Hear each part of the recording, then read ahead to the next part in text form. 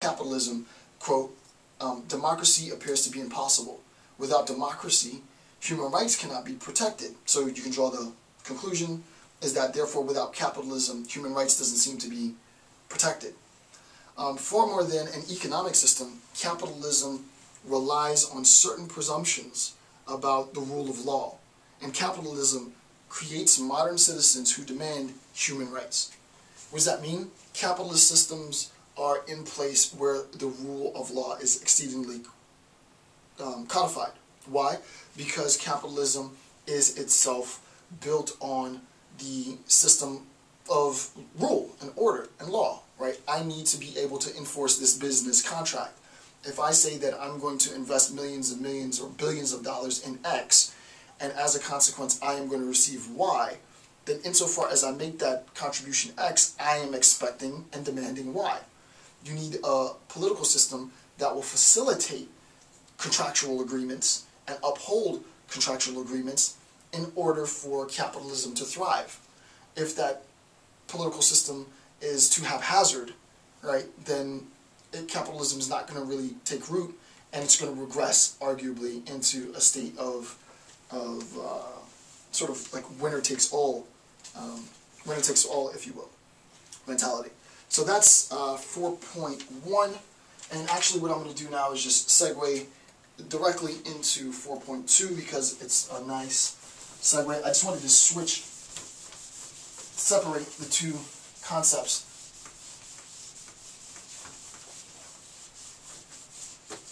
In 4.2,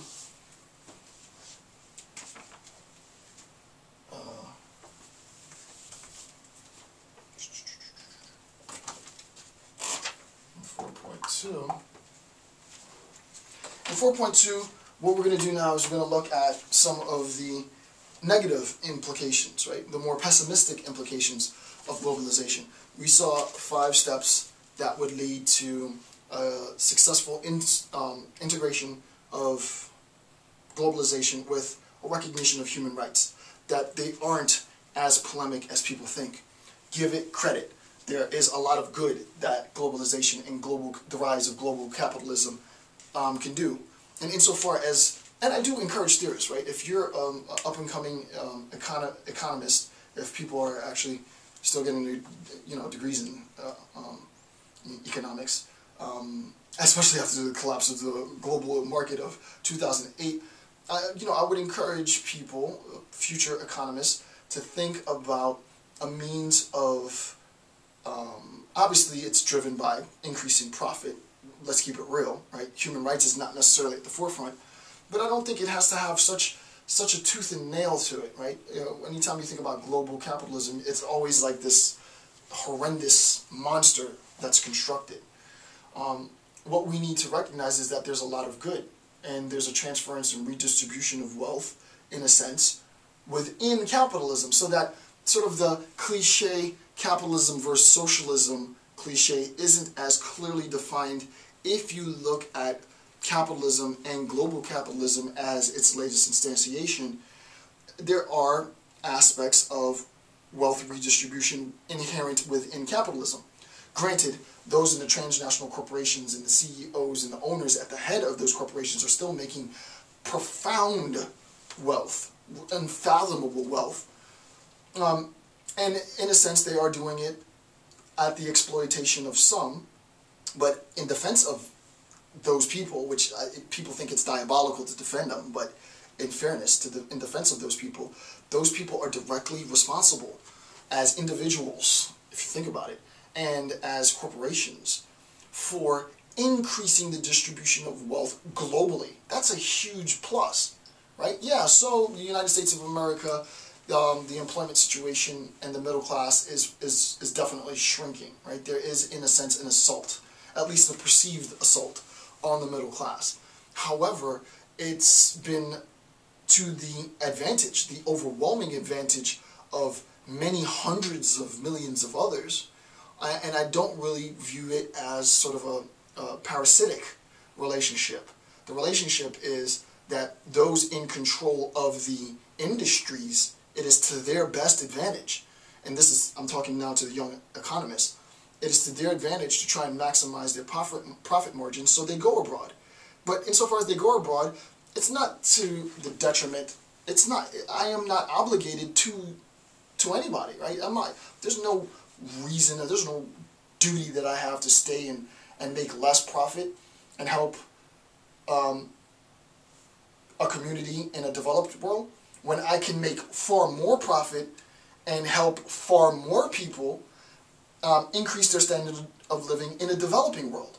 So that, that is the discourse that I think future economists should highlight as a defense of global capitalism, and I do believe it's a viable defense of global capitalism. With that being said, now we're going to go to the critique, right? So for every yin there's a yang, for every positive there's a negative, right? 5 steps to a pessimistic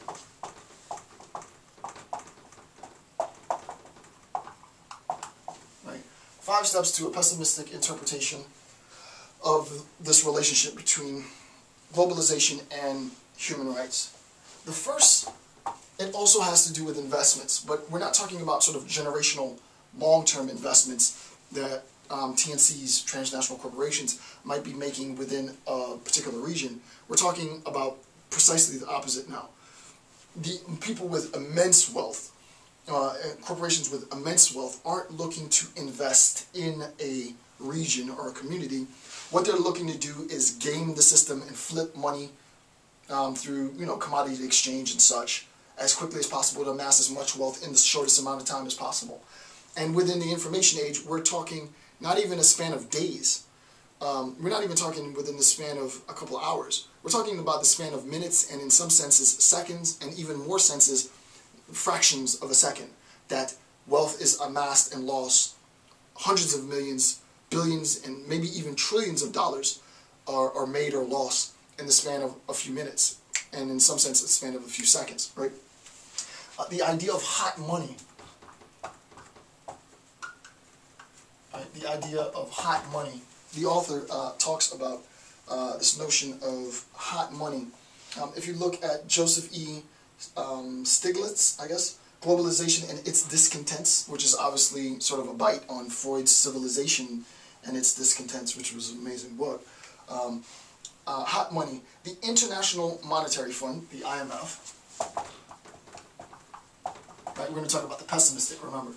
The International Monetary Fund, IMF, attempts to reduce capital mobility, right? So there's an attempt to reduce capital mobility, and money that, quote, comes into and out of a country often overnight, often little more than betting on whether a currency is going to appreciate or depreciate, right? So that what ends up happening in this idea of hot money is there is a reserve of capital.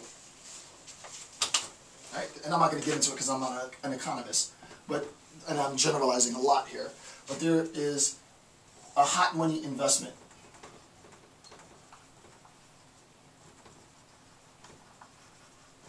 This investment yields increased capital and decreased time. Right? So in a very short amount of time, you're able to make a ton of cash. That's a better, for some, that's a better investment than investing a lot of time, also for a lot of money, right? I can get roughly the same amount of money in shorter the time. What you recognize now is that really, and now we're really getting technical, is that sort of good economist, bad economist. You really get to the point where we're not talking about profit margins anymore. That's a little antiquated in a sense. We recognize that profit margins are going to be the same. I'm going to make a ton of cash, right? So $1 trillion might be made in profit, as an example. I don't know, $1 trillion is too high. Let's say a couple $1 billion is made as profit in the original sort of transnational long-term generational investment. But that profit might take 15, 20 years to yield, 10, 20 billion dollars worth of profit. I don't know, just an example. Where I can make the same profit, right? So it's not that, the idea that global capitalism attempts to solely maximize profit is the grossest generalization. It attempts to maximize profit, but also if I can make the same investment, return on my money in the span of a few minutes, well, that is a better investment, right? Over the course of 20 years, I will have made more.